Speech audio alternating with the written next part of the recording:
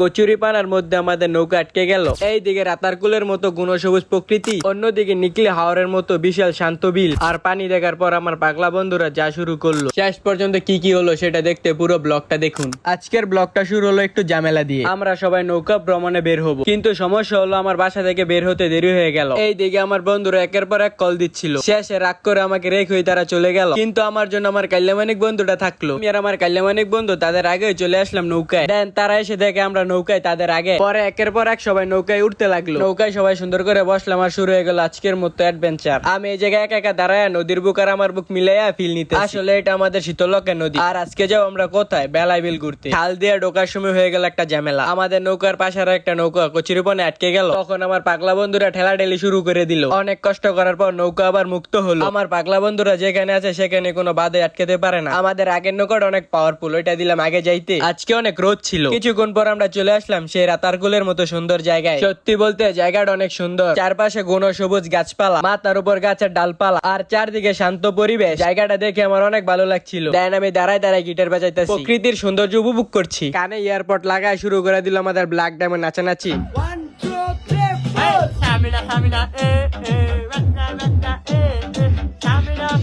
এর মধ্যে আমাদের নৌকার পিছে পিছে দুইটা ছোট ছেলে দৌড়াচ্ছিল। দৃশ্যটা আমি ভিডিও করে রাখলাম। খালের ভিতরে এমন দৃশ্য দেখবো কল্পনাও করতে পারিনি। নৌকা নিয়ে ঢুকে পড়লাম সবুজে ঘিরা এক রহস্যময় খালে। এরপর আমরা দেখা পেলাম সেই বিল বেলায়, এতক্ষণ যেটাকে বললাম নিকলি হাওর। খাল দিয়ে আসতে আমাদের 1 ঘন্টা 30 মিনিট লেগেছে। সত্যি বলতে এখানে এসে অন্যরকম এক শান্তি লাগছিল। চারদিকে শুধু পানি আর প্রকৃতি, আকাশের সৌন্দর্য, নীল পানির শান্তি, আর একটা নৌকা। এর চেয়ে সুন্দর আর কি হতে পারে? বন্ধুরা ছবি তোলার জন্য পাগল হয়ে যেতেছে। এইদিকে আমি আঙ্গে মাঙ্গে গিটার বাজালাম আর সুন্দর মুহূর্ত গুলো অনুভব করলাম। পিকনিকের একটা বোর্ড দেখে আমার মাথা নষ্ট ফ্রেন্ডরা নাচানাচি শুরু করে দিল।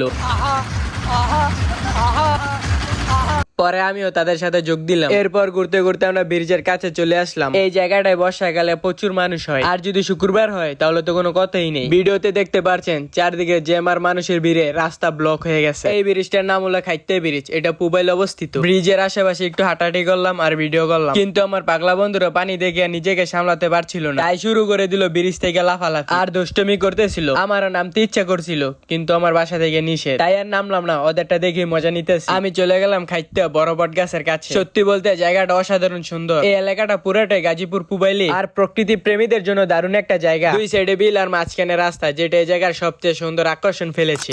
আজকের মতো ভিডিওটা এই পর্যন্তই। বাই বাই, সবাই ভালো থাকবেন।